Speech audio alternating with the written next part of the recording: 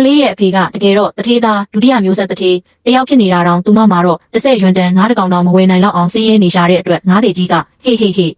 30ဒီလိုချိန်ရောက်နေပြီပဲမချွေတာပါနဲ့တော့ကို့အတွက်မဟုတ်ရင်တော့ဝမ်းလေးကကလေးအတွက်အာဟာရဖြစ်မဲ့ဟာလေးစားပေးတင်တာပေါ့ဟုရှရွှေကိုပြောဆိုခဲ့သည်သူမကိုအဓမ္မပြုခြင်းခဲ့တဲ့တထေးသားကိုတက်ပြီးနောက်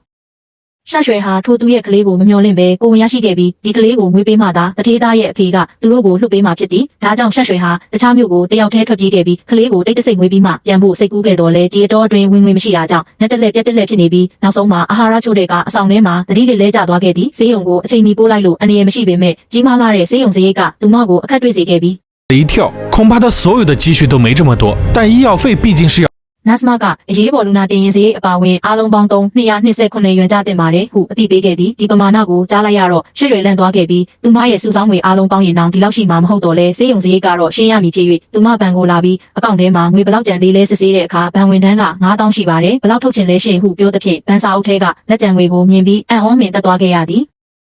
ဒီကက်ကတထေးသားရဲ့အဖေပေးထားတဲ့ကက်ဖြစ်ပြီးသူမငွေထုတ်လိုက်တဲ့ထိုစက္ကန့်ပိုင်းမှာတည်းမာတေယုံကသူမရှိတဲ့နေရာကိုသိရှိသွားခဲ့ကအတွင်းမှုဟာလူမိုက်အချို့ကိုခေါ်ပြီးချက်ချင်းရောက်လာကဗန်နီးတစ်ဝိုက်3ကီလိုမီတာအတွင်းပိုက်စိတ်တိုက်လိုက်လံရှာဖွေခဲ့ကြသည်အပြန်လမ်းမှာရှရွှေဟာတယောက်ကသူမနောက်ကိုလိုက်နေတယ်လို့ခန်းစားနေရပြီးခြေလမ်းကိုမြင့်ကျင်ပေးမဲ့လေးလံလှတဲ့ကိုဝင်ဆောင်ခန္ဓာကိုယ်ကြောင့်မောဟိုက်နေစဉ်လူတယောက်ကသူမစီကိုရုတ်တရက်အတင်းပြေးဝင်လာခဲ့သည်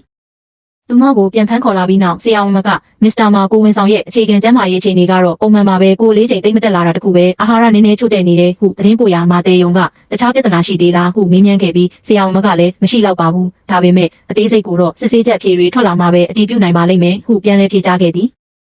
ရှရွှေဟာအသေးခံပြီးအစားမစားပဲဆန္ဒပြခဲ့လို့မာတေယုံကိုတော်တော်လေးဒေါသထွက်စေခဲ့တဲ့ဖြင့်သူကကလေးသားတစ်ခုခုဖြစ်ရင်သူမရဲ့ချစ်သူကိုတက်ပစ်မယ်လို့ချင်းချောက်ခဲ့ရာအားနည်းချက်ကိုအကင်ခံလိုက်ရတဲ့ရှရွှေဟာဝမ်းနည်းမှုကိုအောင်လဲပြီးထမင်းစားရန်ကိုကောက်ကင်ခဲ့ရကမာတေယုံကလည်းအေးအဲ့လိုမှပေါ့ထမင်းကောင်းကောင်းစားကျမ်းမာရေးဂရုစိုက်ဟုပြောဆိုခဲ့သည်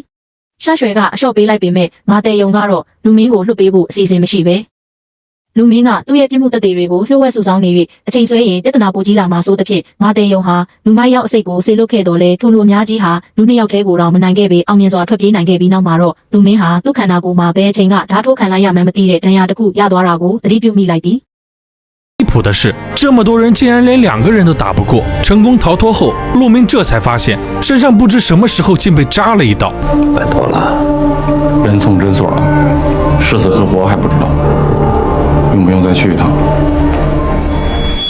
夏雪一眼就认出这个。မာတေယုံကအကူအညီတောင်းရမှာပဲလူကိုစေဝါဆက်ယုံစီပို့လိုက်ပြီးတေလားရှင်လားတော့မသိသေးဘူးသူမစီထပ်သွားဖို့လိုသေးလားဟုပြောဆိုရင်လူမင်းရဲ့သွေးစွန်းနေတဲ့လေဂျွန်တန်ကိုထုတ်ပြခဲ့ရာရှရွှေဟာမြင်မြင်ချင်းလူမင်းရဲ့ဟာဆိုတာမှတ်မိသွားပြီးလူမင်းအနေနဲ့ရင်ဆိုင်နေရပြီဆိုတာရိပ်မိသွားတဲ့ဖြင့်သူ့ဘယ်မှာလဲဟုအတင်းမေးပါတော့သည်မာတေယုံကတော့နှုတ်ဆက်နေခဲ့ပြီးရှရွှေကတော့ရင်ထဲမှာမိတောက်တလို့ပူလောင်လာကစိတ်လှုပ်ရှားမှုတွေပိုပြင်းထန်လာပြီးသူမရဲ့ဝမ်းပိုက်ထဲကနေပြင်းထန်တဲ့နာကျင်မှုဝေဒနာခံစားလိုက်ရတဲ့ဖြင့်ဒါကိုမြင်တော့မာတေယုံလည်းအခြေအနေမဟန်တော့တာကိုရိပ်မိသွားခဲ့သည်